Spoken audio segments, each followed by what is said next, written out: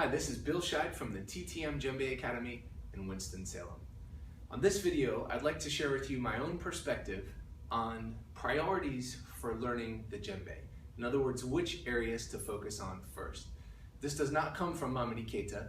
It does come from my own experience having played and taught djembe full-time for the last 15 years at this point. So, number one priority, where should you start focusing first? In my opinion, mindset. What do I mean by mindset? By mindset, first of all, I mean when you're sitting with your djembe, what's your state of being? Are you present, or are you thinking about the phone call you have to make, or how much you owe on your taxes, etc., etc.? For me, mindset and that state of being, it begins simply with listening. Are you here now? Are you present with yourself, with your instrument, with the other musicians, with the music as a whole? From there, state of flow, allowing the music to play the musician, and beyond. By mindset, I also mean your intention. Not only why are you playing the djembe right now in this moment, but what are you doing with the djembe in your life? What are you doing with the djembe on this planet? For me, mindset also includes the culture and the history of the djembe, understanding where it comes from, who created it, why it's played, and also understanding the traditional value set around the djembe. And of course, Mamadi Keita says, number one value around the djembe, respect. Also, for me, mindset means what Mamadi Keita calls comportment. In other words, how do you conduct yourself as a human being on this planet? How do you interact with your friends? How do you interact with your family? How do you interact with your community? How do you interact with your world? That's mindset. For me, that's the first place to focus. That's most important. After mindset comes language. What do I mean by language? Well, what I mean is your understanding of the fundamental principles of how this music works, of how the instruments interact with each other, of how the musicians interact with the music, of how the music interacts with the dancers. In other words, it's a question of, are you speaking the language? Do you understand grammar and syntax, etc., etc., or are you just making noise? Are you simply a walking encyclopedia of rhythms and you're lost when they're not playing one that you've memorized? Or do you understand deeply enough that no matter what rhythm is being played, you can swim like a fish in water? For me, language is the next most important. After language, skill. What do I mean by skill? I mean basic playing fundamentals. Your ability to produce sound.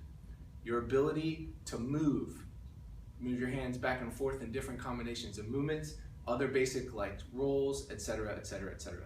Now you might ask, why do I put language in front of skill? Well, a lot of people focus on skill first, and it's great. Maybe they can play really fast and but they're not speaking the language. They're not interacting with the dunu. They're not interacting with the dance. Basically, they're just making noise.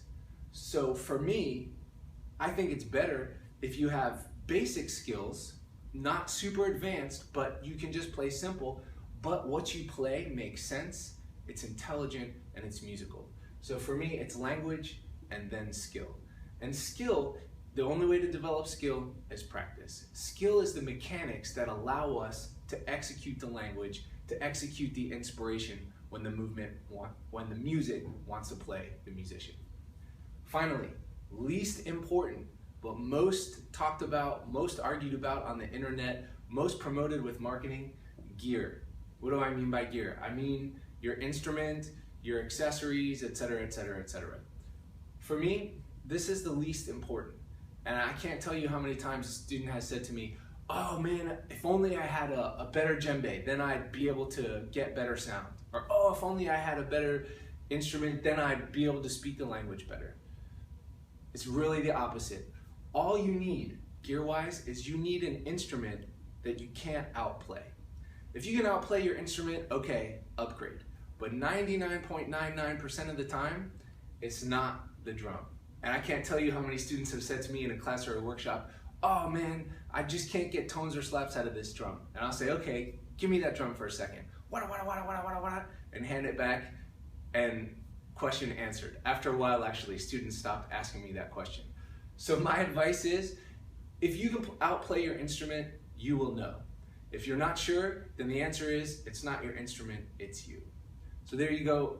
Those are my suggestions for focusing on priorities when you're learning the music of the Manding, specifically Djembe and Dunun: mindset, language, skill, gear. Thanks a lot, everybody. I'm Bill Scheid with the TTM Djembe Academy in Winston-Salem. I'll see you on the next video.